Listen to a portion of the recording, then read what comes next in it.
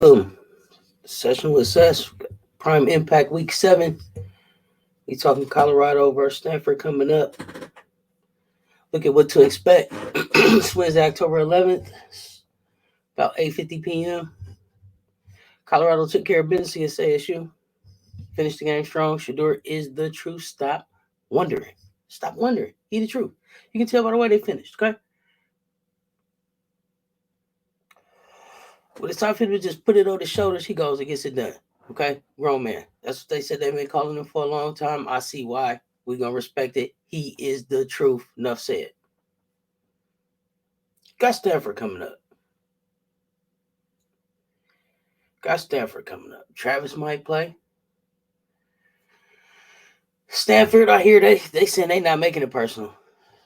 After what I heard at Coach Prime's press conference, they kind of think he's sitting in the same lane as Colorado as far as having a new coach and building a program. It looks like a really good opportunity for Colorado to be able to secure a win. I think this is a good week to try to put together a complete game. So a good week to try to secure a win. I know Coach Prime said he's tired of the mediocrity. He expects excellence. And I'm looking for Colorado. I'm looking for his team to really try to respond and be better this week on the way to that win against Stanford, right? It's a Friday night game. Colorado's 4-2, 2 wins away from being bowl eligible. We got Stanford coming to the house. They're going to be 1-4. We can't sleep on anybody this year because everybody is trying to give Colorado, Shedeur, Shotlow, and Dion their best shot when they come to the house, regardless of the record. Okay, so we got to be prepared. I want to talk about the bowl eligibility for a minute. Because I was hearing this talk earlier this week about how that road is good. Coach Prime is going to have a tremendous impact on the bowl that the school is invited to once they're bowl eligible with the 6 wins. Because it's not about your ranking. It's not about how you did in the conference. Once you get to your 6 wins, whoever wants to invite you can invite you, from what I understand. And remember, y'all, this is just my opinion, what I think I heard. If it's not the fact, put it in the chat. Matter of fact, if this is the type of content you're into, let's go ahead and hit the subscribe, hit the notification. Don't miss out. Stay in the conversation. So, when we think about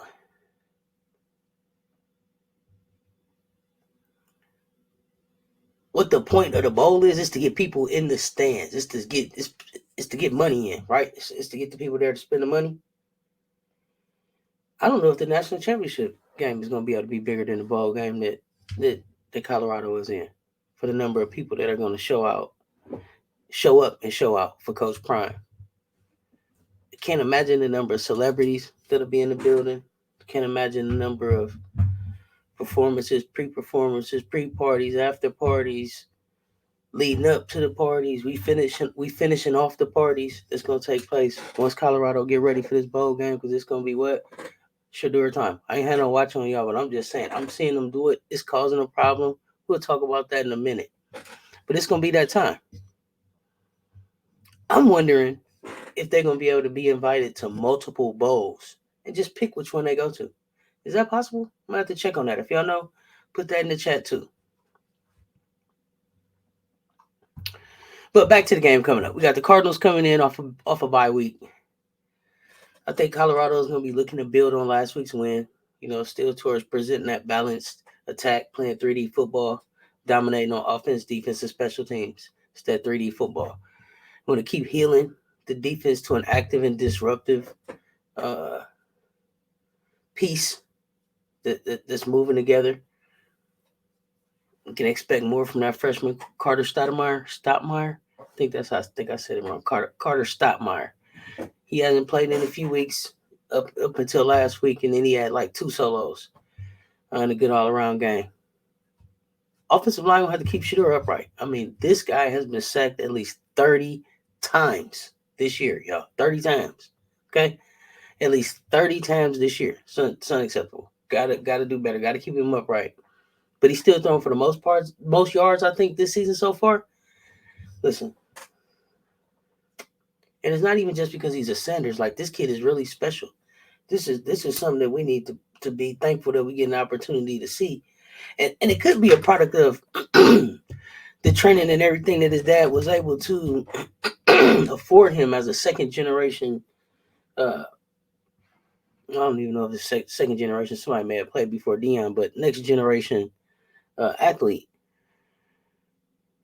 But he got that it factor. He was born with that it factor. I mean, and that's not to take anything away from Shiloh, because I think Shiloh stands out on defense. He just doesn't get a lot of the shine because Shedeur is doing so much on offense. But once they get to the league, they both will get they do, because they both come into the league, and we'll see them soon. I hope it's not next season. I hope that they, I keep saying it. I hope that they back at Colorado and we get a full season of them healthy and locked in, and with the pieces around them that really allow them to elevate their game. So please come back, guys. I'm gonna keep asking until I hear for sure that you'll be back.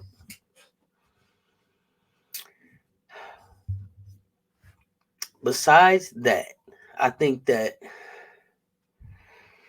we got like the 8th best offense in the FBS, maybe, with all those yards we putting up.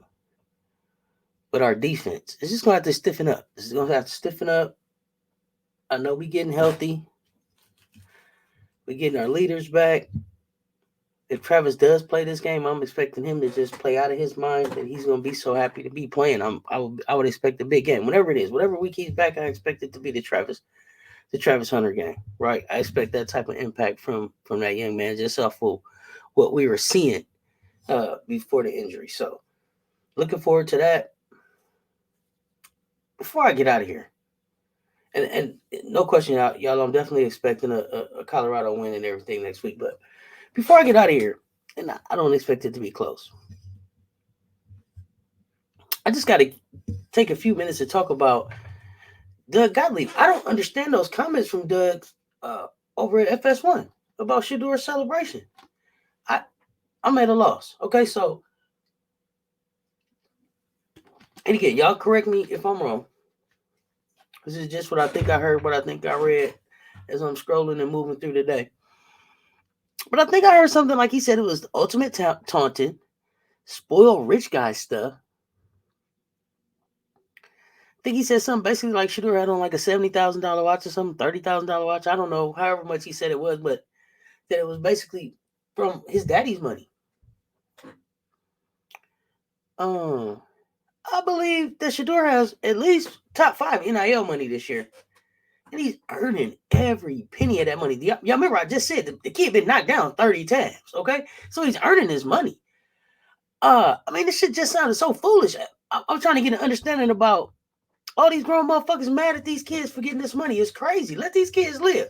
And Doug, you working. You on TV. You living. You doing your thing. What you hating on him for?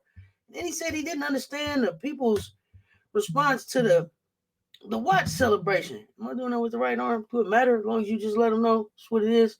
Guess I'm gonna have to put a watch on one time.